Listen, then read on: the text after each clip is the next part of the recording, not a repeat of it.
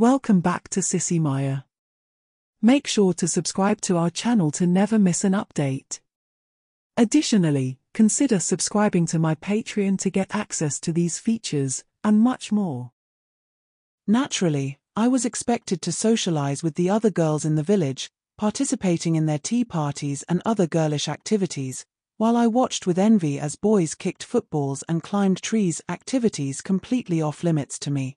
The month became a monotonous cycle of parading through the streets in the most childish of little girl dresses, with my hair in pigtails and my feet usually clad in white ankle socks and various colored Mary Jane shoes or sandals.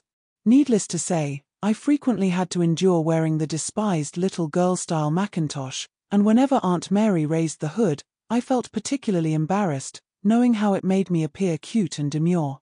Visits to acquaintances' houses only compounded my discomfort.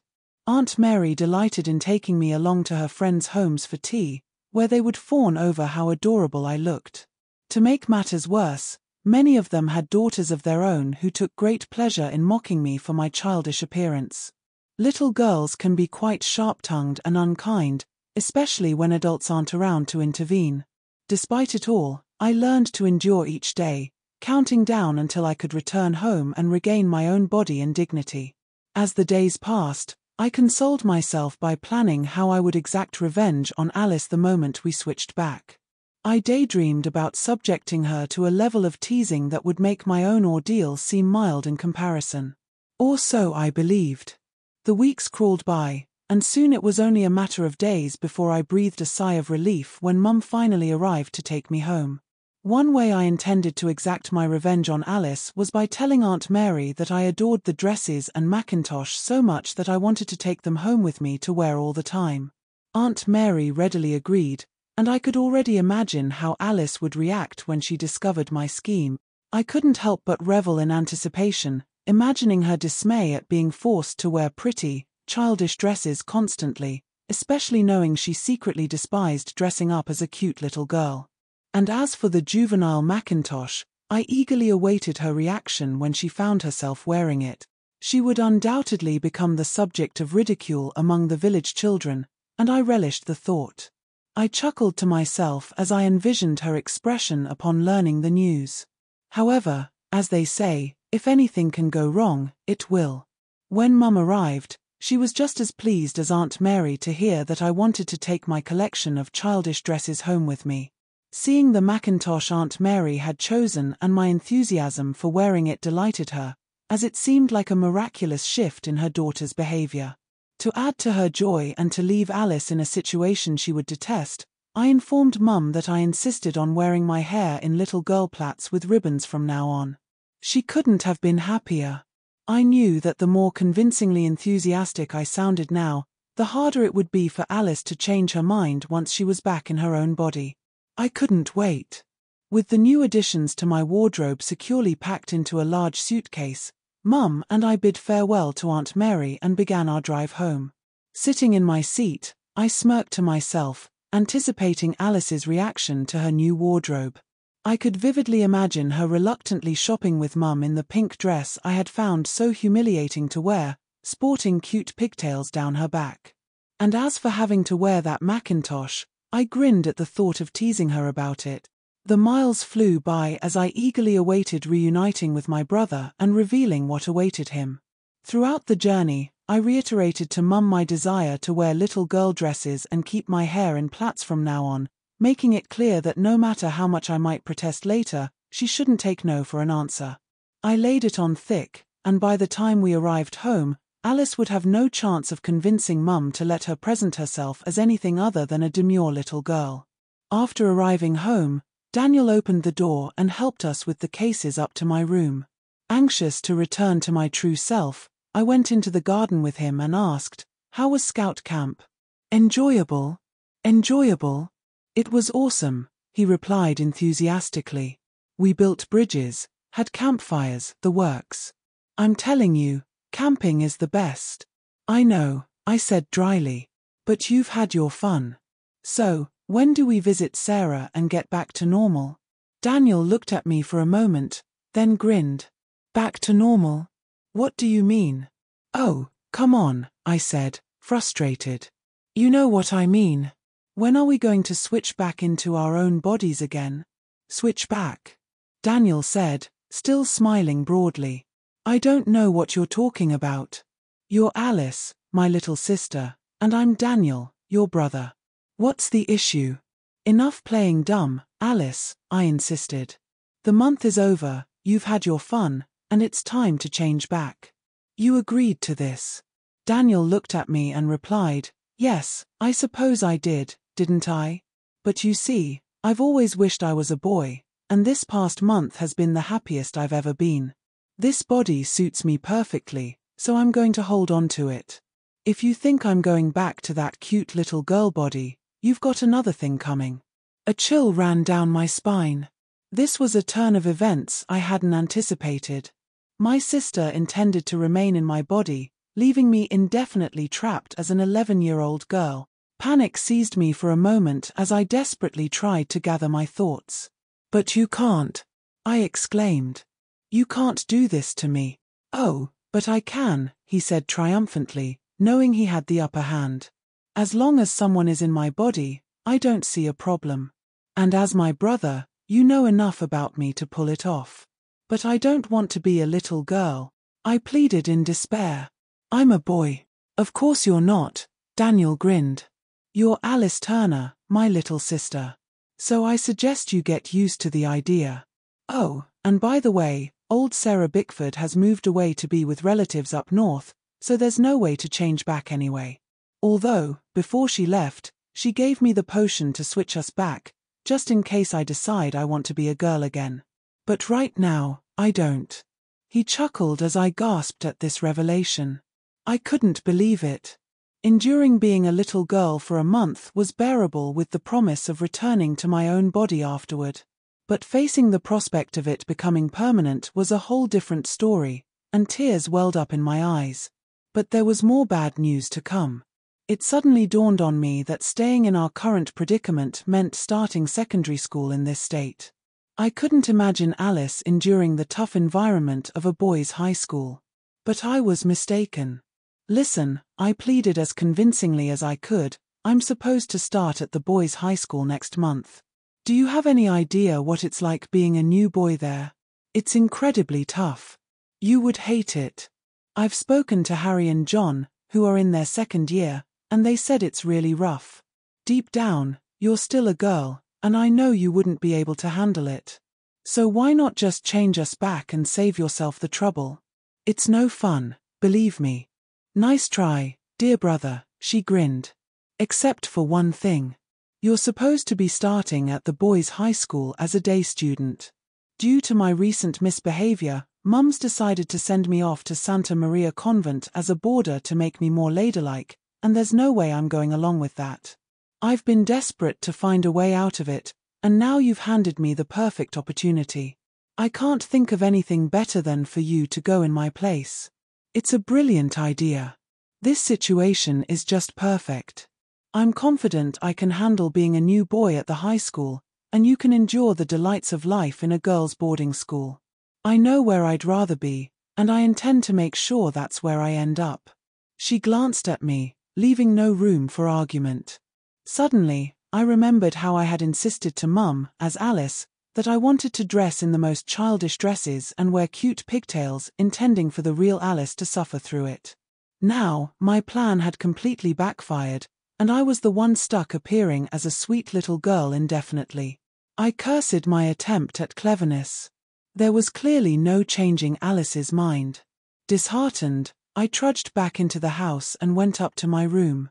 Inside my wardrobe, Mum had already hung the dresses I had brought back from Aunt Mary's, a row of the most girlish dresses imaginable, all meant for me. I took out one, a pale pink dress covered in tiny rosebuds. Disgusted, I returned it to the wardrobe and shut the door. Descending the stairs, I paused to see my new red mackintosh hanging on the coat stand in the hall, courtesy of Mum. Double disgust. But at this point, there was nothing I could do about my current predicament unless Alice decided to switch us back, which seemed unlikely. In the kitchen, Mum greeted me with a smile. "Oh, Alice, there you are. I've received your school uniform list from Santa Maria Convent, So I think we should go up to London tomorrow to the school outfitters and get everything you'll need. It's quite a long list, so Daniel can come along to help carry the bags. We already sorted out his new uniform last week. Great, I thought bitterly. My sister, occupying my body, would happily wear my trousers, tie, and blazer, while I would be stuck in some dreadful girls' school uniform. I had seen the Santa Maria convent uniform before, and the thought of wearing it made me shudder. But with resignation, I mentally shrugged and meekly replied, "Okay, Mum." At least I knew when I was beaten. Tea was a rather subdued affair. I found myself repeatedly glancing at my former little sister, now my older brother, with envy, suddenly understanding how she must have viewed me all those years. For the first time, I felt genuine regret for the teasing I had inflicted. But it was too late to undo any of it now. Here I was, trapped in the body of an 11-year-old girl, dressed in a sweet little dress with my hair styled in pigtails, destined for a girls' convent boarding school for as long as Alice decided to keep me there. There was absolutely nothing I could do to change my predicament. I realized that my fate rested entirely in her hands. Any attempt to coerce her would only provoke her and eliminate any chance of returning to normalcy. So, reluctantly, I resigned myself to accepting my new reality until something could persuade her to reverse the switch, though I knew the chances of that were slim to none. The following morning dawned wet and dreary. As I lay in bed, watching rain streak down the windowpane, I sarcastically mused on the day ahead, knowing we were headed to London to purchase my Santa Maria convent school uniform, a prospect I dreaded. Soon enough, Mum peeked into my bedroom and urged, "Come on, Alice, get moving.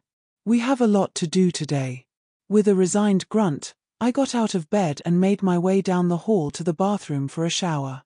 Refreshed, I returned to my room and sighed as I opened a drawer and retrieved a pair of white cotton briefs and a matching vest.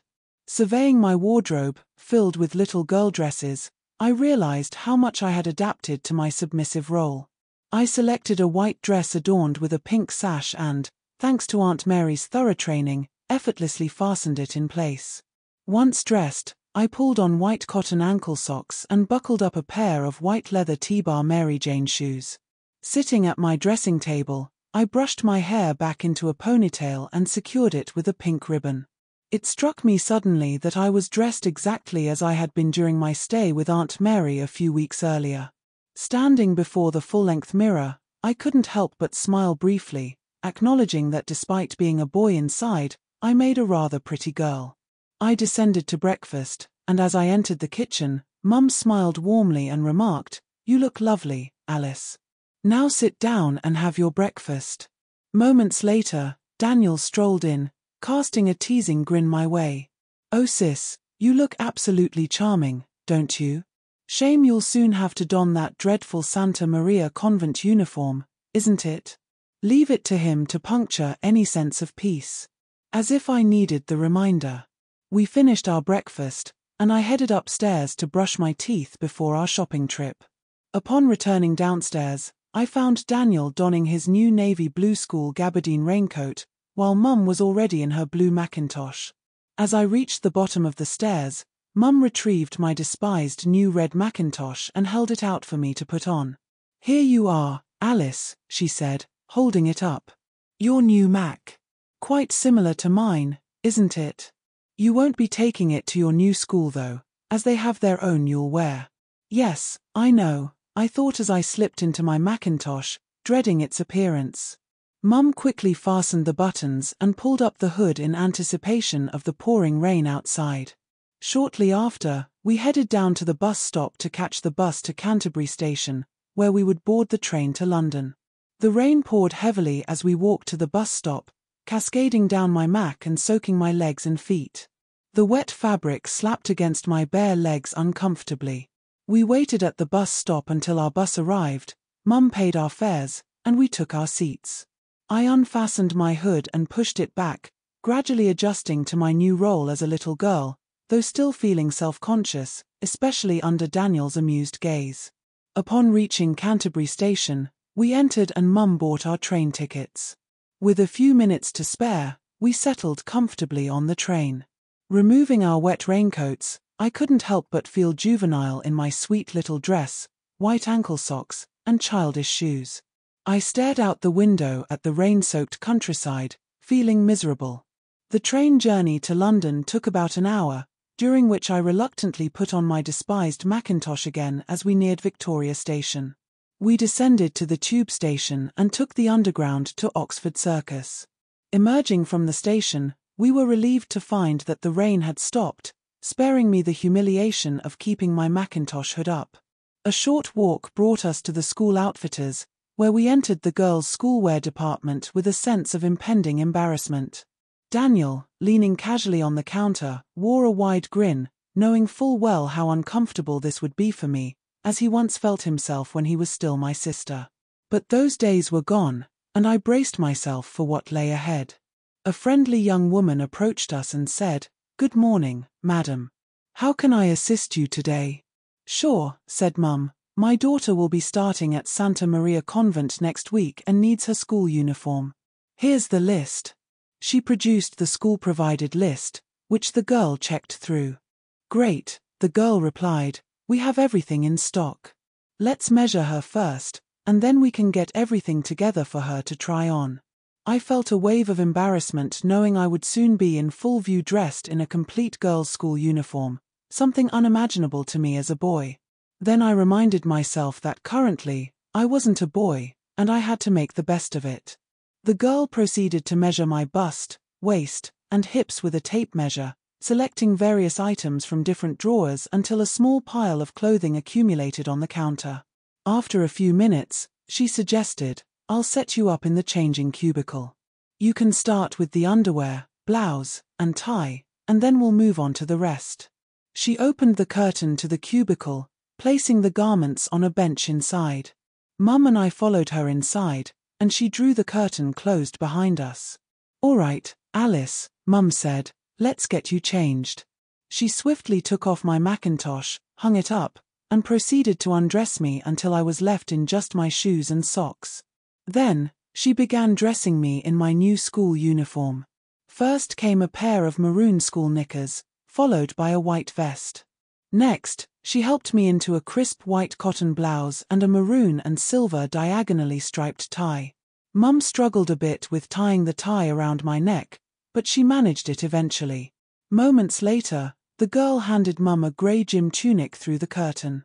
Mum held it up, showing the back opening to me, and said, "Here we go, Alice. Step into this. I used to wear one of these when I was in school." I couldn't help but think ruefully, "Yes, but you weren't a boy, were you?" I stepped into the gym tunic, and Mum pulled it up over my body, guiding my arms through the armholes. Standing behind me, she fastened the buttons running up the back, adjusted the buckle belt, and secured the button to hold the belt in place. She smoothed down the hem of the tunic, ensuring the pleated skirt hung neatly. "Perfect," Mum remarked cheerfully. "Now, let's finish up outside." She opened the curtain, and we stepped back onto the shop floor. The girl examined me, adjusted the hem of my gym tunic, and nodded approvingly. "That fits nicely," she commented. "Now, let's look at footwear. The uniform calls for brown T-bar shoes for the first 2 years. Please have a seat, dear." I sat down, and Mum removed my shoes. The girl measured my feet, then fetched a pair of regulation-style shoes from a nearby rack. Kneeling down, she buckled my feet into the juvenile-style girls' school shoes and added white ankle socks. I stood up, feeling them comfortable on my feet, and Mum decided to purchase 2 pairs. Next, I donned my blazer, maroon with the school crest proudly displayed on the pocket. Mum intentionally bought everything a size too large, so the sleeves hung down to my knuckles, making me feel even smaller. Standing before a full-length mirror, trapped in a girl's body, I couldn't help but blush at the image of a typical junior schoolgirl staring back at me. Daniel glanced over and chuckled softly, saying, "Oh yes, very nice," which only deepened my crimson hue of humiliation. It was unbearable. "Now then," the girl interrupted, "all we need are the school hat and mackintosh. Your daughter will need both a summer and winter hat. Would you like to take them both now?" "Oh yes, I think that's a good idea," Mum replied. "We might as well." The girl measured my head with a tape measure and selected a straw Panama hat from a nearby shelf. Checking the size label inside, she carefully placed it on my head. The maroon hatband bore the Santa Maria Convent School crest and fit me perfectly. "There we go," the girl said with satisfaction. "A perfect fit." "Oh yes, that's excellent," Mum approved.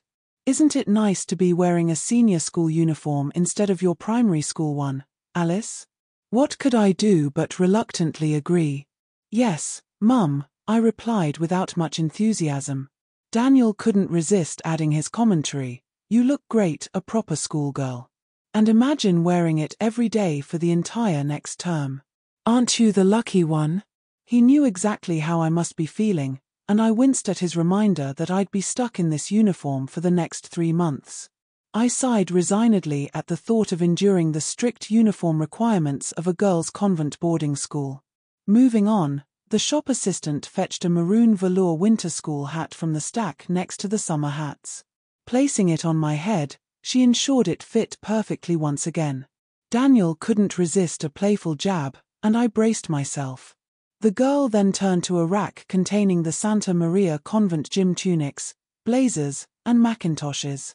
"Now, you'll need your school mackintosh," she noted. "They're very good at keeping out the rain, though they may seem a bit old-fashioned." Selecting one from the rack, she held it up for me to put on. The mackintosh was a typical, somewhat old-fashioned single-breasted girls' school raincoat made of unlined light grey rubberized cotton. It featured a buckle belt with 2 keepers, one on each side of the waist.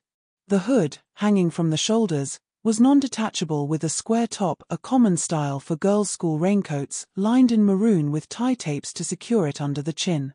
I obediently slipped my arms into the sleeves, and the girl fastened the buttons up to my neck. Then, she cinched the belt around my waist, securing it with the buttonhole at the end. I stood there, examining the very juvenile-style mackintosh now draped over me. Like the rest of the uniform, it was too large. The hem hung about 8 inches below my knees, and the sleeves' cuffs extended halfway along my fingers.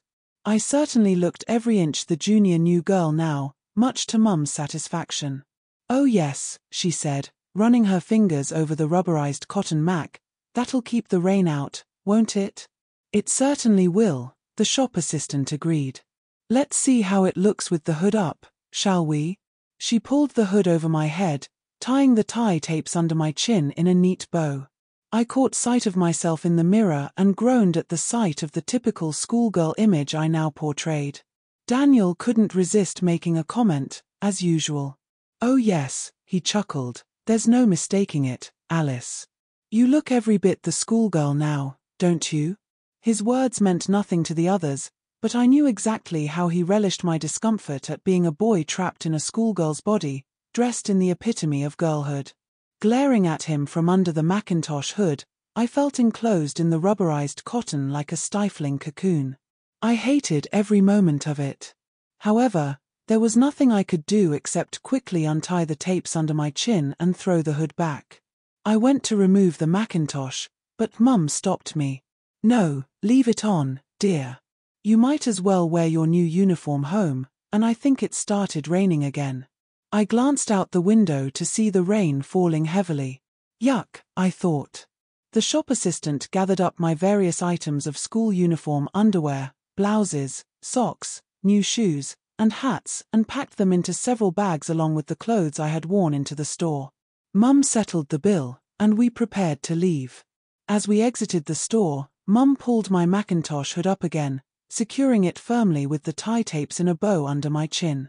I undoubtedly resembled a typical English schoolgirl, a look I despised as a boy. Since we were laden with bags, Mum decided against lingering in town. We took the tube back to Victoria and soon arrived at Canterbury Station. From there, we made our way to the bus stop, where the bus soon arrived to take us home. I lowered my mackintosh hood but still felt self-conscious about my new role as a schoolgirl. Even upon arriving home, there was no respite for me. Although allowed to remove my wet mackintosh and hang it to dry in the hall, Mum insisted I keep my new school uniform on for the rest of the day to get used to it. I already detested it. With the weather being dismal, We spent the day indoors. However, Mum sent me to the local grocer's for bread and milk, forcing me to wear Aunt Mary's childish red mackintosh. I loathed it when the shopkeeper commented on how sweet I looked with the hood framing my face, as if I needed reminding. The rest of the afternoon was spent playing Monopoly, and after tea, we watched television. Finally, bedtime arrived, and Mum helped me undress, hang up my new school uniform, and put away my underwear, blouses, and other items. She brushed my hair before I climbed into bed, and kissed me goodnight. For a while, I lay in the dim light, staring at my new gym tunic and blazer hanging on the back of the door. The thought of wearing them for the next 3 months filled me with apprehension. Knowing I was really a boy, life at a strict convent school as a girl promised to be anything but pleasant. Exhausted, I pushed these thoughts aside and soon fell asleep. The next few days passed quickly as Mum prepared all my things for my first term at Santa Maria Convent. She meticulously sewed name tags into every piece of my school uniform, and gradually, everything fell into place. Eventually, the Sunday arrived when my trunk of clothes and belongings stood packed and ready in the hall. I was fully dressed in my new school uniform, with Mum having arranged my hair in plaits. School regulations insisted girls with hair longer than shoulder length wear it in pigtails with either white or maroon ribbons. Mum and Daniel carried my trunk out to the car, loaded it into the boot, and we set off on the 3-hour drive to the school, an old country house near the village of Cranham in Buckinghamshire. Daniel, clearly aware of my feelings, frequently glanced at me with a slight snigger. He found the situation highly amusing, which wasn't surprising. The prospect of me attending a strict girls' boarding school instead of him filled him with delight. Around 4 o'clock, we arrived at the school to find many girls already settled in. Mum parked the car in the broad driveway, and we made our way to the bursar's office. Mum and Alice had visited the school months earlier for her interview, so they knew the way. We reached a large wooden door, and Mum knocked. A voice from within invited us in, and we entered. The bursar, a kindly middle-aged lady, was seated at her desk and rose to greet us with a smile. "Ah, Mrs. Turner, how lovely to see you again," she greeted Mum warmly, then turned to me, beaming. "And Alice, how are you, dear? All ready for your first term at Santa Maria?" "Yes, miss," I replied quietly, unsure of what else to say. "And who is this?" she asked, looking at Daniel. "Alice's brother?" "Yes," Mum answered. "Miss Fraser, this is Daniel, Alice's twin brother." "Twins? One boy and one girl. How fortunate. So, does that mean Daniel's starting at a new school as well?" "Yes, he'll be attending the local high school as a day student." I expect that will be quite different from this school," Miss Fraser remarked, which prompted laughter from everyone except me. I found the idea far from amusing. "Well then," Miss Fraser continued, "let's see about getting Alice settled in, shall we? You brought her luggage with you?" "Yes," Mum confirmed. "Her trunk is in the car." "Very well," Miss Fraser nodded approvingly. "Alice will be in the junior dormitory in the main building, where her bed is labeled with her name. Would you like the caretaker to assist with taking it up there, or will you manage yourselves?" "Oh, it's not too heavy, we'll handle it," Mum replied. "That's certainly helpful. Do you remember where it is from your previous visit?" Miss Fraser asked. "Yes, we'll find our way there," Mum assured her. "Excellent. Perhaps you'd like to help Alice unpack, and then join me and the other teachers in the school hall for a cup of tea before you depart. We'll gather at 5 o'clock. "That sounds lovely," Mum said. "We'll see you shortly then." "Indeed." Miss Fraser turned to me with a warm smile. "And welcome to Santa Maria Convent, Alice. It might feel a bit strange at first, but don't worry, I'm sure you'll settle in soon." Little did she know, I thought bitterly. If only she knew. Leaving the office, we returned to the car, and Mum and Daniel fetched my trunk from the boot. We then made our way up to the first-year dormitory. Inside, 20 beds were neatly arranged in 2 rows, each with a small locker beside it and a taller clothes locker. In one corner was a curtained-off area for the dormitory captain, a senior girl responsible for maintaining order. We quickly located my bed, clearly marked with my name, and began unpacking my trunk. Clothes were hung in the locker, and my school mackintosh and hat found their place on hooks already labeled with my name. The school's efficient organization hinted at strict discipline, which left me sighing with resignation. Once everything was stowed away, we took a stroll around the spacious grounds surrounding the old main building before heading to the school hall. Inside, trestle tables were laden with sandwiches, cakes, and pots of tea and coffee. The hall buzzed with teachers, parents, and new students. This informal gathering aimed to ease the transition for the new girls, many of whom might be experiencing homesickness for the first time. What about me? I wondered ruefully. How would I feel? A boy forced to live as a schoolgirl, it was hard to imagine anything worse. But there was nothing to be done about it. I would simply have to endure it. The teachers mingled among the new girls and their parents, engaging in conversations to ease any anxieties they might have had about being separated from their daughters. Finally, the headmistress delivered a welcoming speech to the new pupils and announced that it was time to bid farewell as the girls were about to begin their induction class. I walked out to the car with Mum and Daniel. Mum gave me a long hug and kissed me goodbye. "Now remember, Alice," she said, "I expect you to behave yourself. No more of your rowdy antics. Do as you're told and work hard. I want to be proud of you. This is a good school, and it's a wonderful opportunity for you to go to university one day. Understand?" "Yes, Mum," I replied meekly. "I'll be good, I promise." "That's my girl," Mum said, giving me one last hug. "Now go on, Daniel, give your sister a kiss." The last thing I wanted was a kiss from the cause of my distress, but I let him give me a quick peck on the cheek. Out of earshot from Mum, he whispered, "Have fun, my sweet little sister. 5 or 6 years in this place. Aren't you lucky? Enjoy yourself, won't you?" With a final triumphant chuckle, my former little sister, now my older brother, pulled away and climbed into the car beside Mum. They waved goodbye, and as the car disappeared down the long driveway, I turned and walked back into the main building. Inside, a throng of girls dressed identically in white blouses, ties, grey gym tunics, and maroon blazers chatted lively. Moments later, a teacher clapped for silence and announced, "All right, everyone, new girls, please proceed to room 7 down the corridor for your induction class." That included me, and I made my way down the corridor and into the classroom. Everyone found a seat, and the teacher distributed various papers detailing school rules and timetables. As the teacher continued with the myriad of instructions, I glanced at the row of girls in front of me, each with a maroon blazer and plaits ending neatly in bows of white or maroon ribbon. Almost overwhelmed, I felt tears welling up as I realized the gravity of my situation and how I was now trapped with no way out. It was going to be a challenging adjustment. Now, you might think at this point that I was condemned to a life as a girl permanently. But my sister wasn't that unkind. Besides, beneath all her preteen bravado, she began to realize that she still preferred being the girl she was born as. Fortunately for me, I won't delve into the details of my experience as an 11-year-old new girl in her first term at a traditional English all-girls boarding school in the 1950s. I'll leave that to your imagination.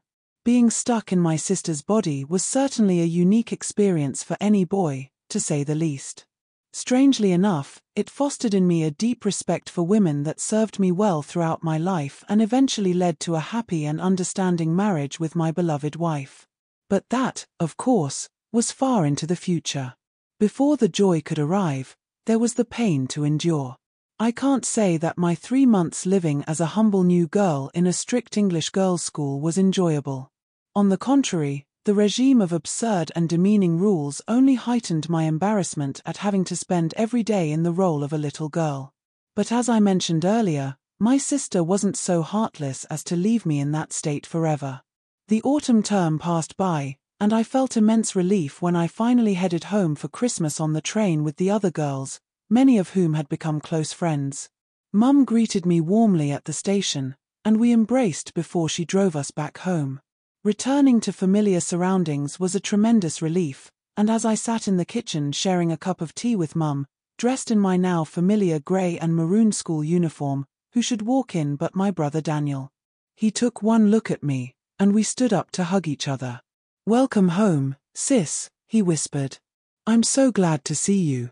Tea wasn't due for a couple of hours, and Daniel suggested that we take a walk together. We strolled up the street, and before long, he broached the subject of our current circumstances. With a wry smile, he looked at me and said, "Well, how was your first term at Santa Maria Convent?" This was my chance. With no one else around to hear, I poured out my feelings. As you can imagine, the experience of being a boy forced to live as a new girl at a boarding school was far from pleasant. I shared my frustrations and emotions with him, and he listened quietly, almost as if he had anticipated my words. Finally, I ran out of steam, having voiced all my pent-up indignation. We reached the park and sat down on a bench. Daniel took both my hands in his, looked me squarely in the eyes, and said, "Alice, you can't imagine how relieved I am to see you. I've just endured 3 months of misery, which may not compare to yours, but it's been enough to convince me that we should switch back to our own bodies. You were right. Life in a boys' school isn't my cup of tea at all. It's nothing but fights and aggression, and honestly, you're welcome to it. If that's what life as a boy is like, well, I'll pass." I began to see where the conversation was leading, and a glimmer of hope sparked in my mind.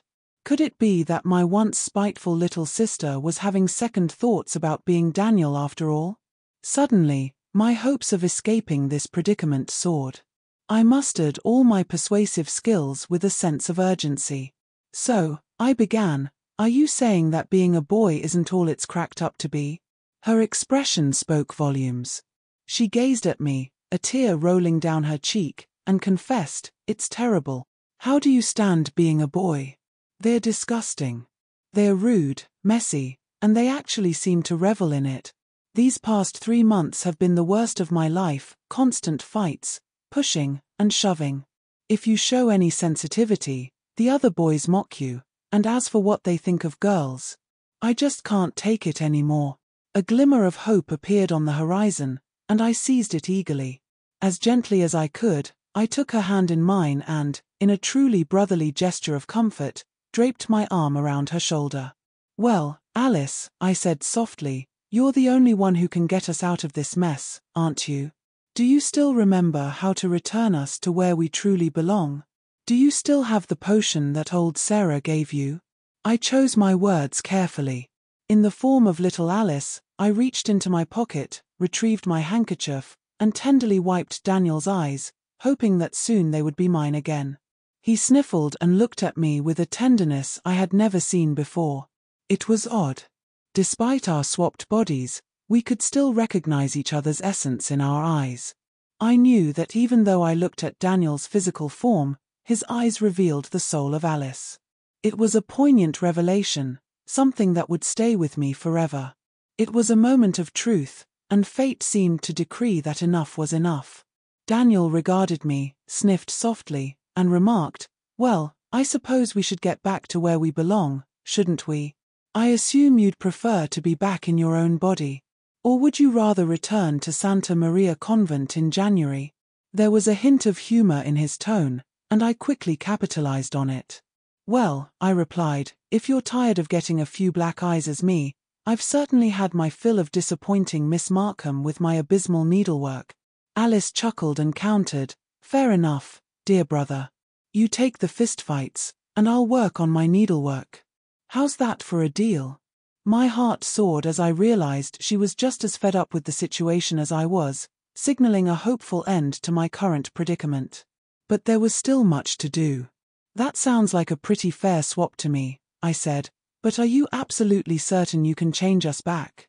"Oh, absolutely," she chuckled. "Piece of cake after all Sarah taught me this past year. I've still got the potion and remember the incantation to reverse the spell. But Sarah did mention it works best at the spot where the original switch happened. So, I think we should tough it out for a couple more days. Mum's heading over to Julia Betford's on Saturday, right?" I recalled that was Mum's plan. "Yes, I believe so," I replied, Is that the best time then, do you think? Yes, definitely. We'll wait until Mum's gone, then we can swing by Sarah's cottage and undo the spell. Daniel, you can be a boy all you want. Give me being Alice any day, she affirmed. Likewise, I affirmed fervently. I think we've both learned our lesson about meddling with who we are. By the way, you're absolutely sure you can change us back, right? She gave me that familiar mischievous grin, teasingly saying, well, you better hope so, shouldn't you? Because if it doesn't work, you've got 6 more years at Santa Maria Convent ahead of you. How does that sound for the next few years, Daniel? At Santa Maria Convent? No way. Sis, you'll be Alice and I'll be Daniel, and we'll both be happy. That's how it was meant to be in the first place, I suppose, I chuckled. Yeah, I know, Alice laughed, still looking like me. It was surreal talking to my sister who was now a boy, while I remained myself inside my little sister's body, dressed in her school gym tunic and blazer. Crazy but true. But at least we shared the same problem. We'd swapped lives, tried each other's roles, both disliked it, and were eager to return to where we belonged. The following Saturday morning couldn't have looked better. A cold, crisp December day with a clear blue sky. Mum ensured Daniel and I were up early enough to have a hearty breakfast with her before she left to visit Julia Betford. It gave me some satisfaction knowing it was the last time she'd see me in a demure pink dress with a Peter Pan collar, short puffed sleeves, and a sash belt tied in a big bow at the back. The white ankle socks and blue T-bar sandals completed the picture of a cute little girl, along with the pigtails tied with pink ribbons. I sighed with relief as she turned the corner at the end of our road and said to Daniel, "All right then, let's get on with it." "My goodness," he chuckled, "you're eager, aren't you? Don't worry, you'll be Daniel again soon enough. But let's get the dishes done first, shall we?" It seemed like Alice was prolonging the anticipation, but I had no choice but to wait patiently. After finishing the washing up, Daniel said, "All right then, my little sister, for the last time, I'll just fetch the key to Sarah's cottage and we'll be off." I stood in the hall while he stepped away momentarily, returning soon after with the key to Sarah's cottage in hand, along with a small bottle of liquid, presumably the potion Sarah had given him to reverse the spell. We left the house and walked up the village's main street toward Sarah's home. Without hesitation, Daniel, soon to be Alice, I hoped, approached the front door, unlocked it, and we entered. Daniel took charge now, appearing confident in his actions. "All right, Daniel," he said, switching to our actual names despite my appearance as a little girl, "this won't take long. Sarah said it's best if we lie down on the floor with our heads close together, preferably touching. Then we each drink half of the potion while I recite the incantation. After that, we'll take a short nap, and hopefully wake up back in our own bodies. That's the plan." I couldn't believe it could be so straightforward, but then, the initial switch into Alice's body had seemed just as simple. Besides, this was my only chance to return to my own body, so I had nothing to lose. "All right," I agreed, "you're in charge. So, do we just lie down here?" "Yes," she nodded, "right here on the carpet will do. Lie down." I felt completely reliant on her as I stretched out on the carpet in front of the large fireplace, gazing up at the ceiling. Meanwhile, Alice retrieved 2 sherry glasses and carefully poured equal amounts of liquid from the phial Sarah had given her. Kneeling beside me, she placed 1 glass into my right hand. "Now, Daniel," she said solemnly, "we only get 1 shot at this, so follow my instructions exactly. When I give the signal, take my hand, drink the potion, and close your eyes. You'll hear me say some words, then you'll drift off. We'll wake up in a few minutes, and hopefully you'll find yourself back in your own body. All right?" I swallowed nervously. The cottage around us served as a reminder of how I ended up in this predicament, but I knew I had to adhere to Alice's instructions without deviation. "Okay," I replied, "just tell me when." "Good," she nodded, lying down beside me with our right ears nearly touching. "Now," she instructed, "drink." I vividly recall her chanting the words Retiem Seshkepa Nefa Chemistry as I swiftly swallowed the draught, its bitter taste scorching my throat before a torrent of sensations overwhelmed me. There was a loud hiss, a burst of colors, and then the sensation of hurtling through a brightly lit tunnel that faded into blackness and unconsciousness.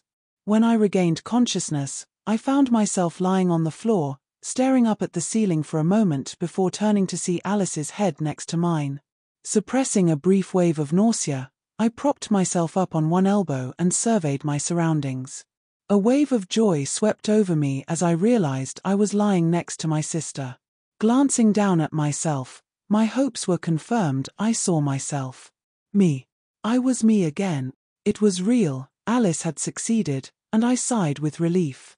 Moments later, she stirred, opening her eyes with a puzzled frown that often accompanies waking from sleep.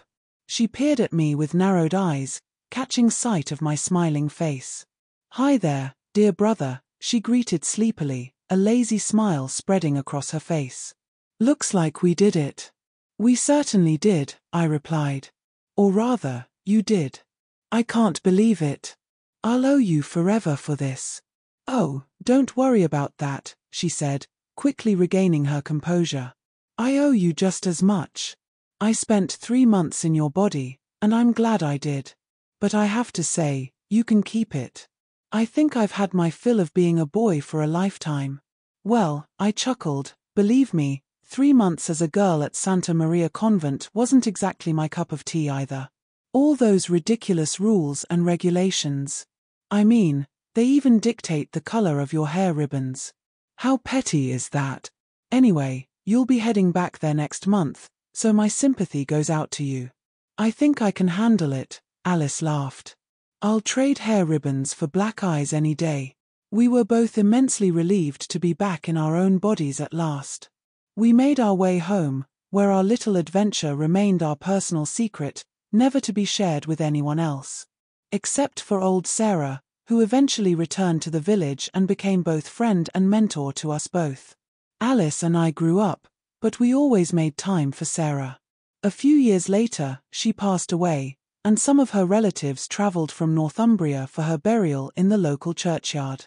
Alice and I attended the funeral, and I'll never forget the bouquet we placed on her grave, accompanied by a card with Alice's inscription of Retuum Sesh Kepa Nefa Chemistry.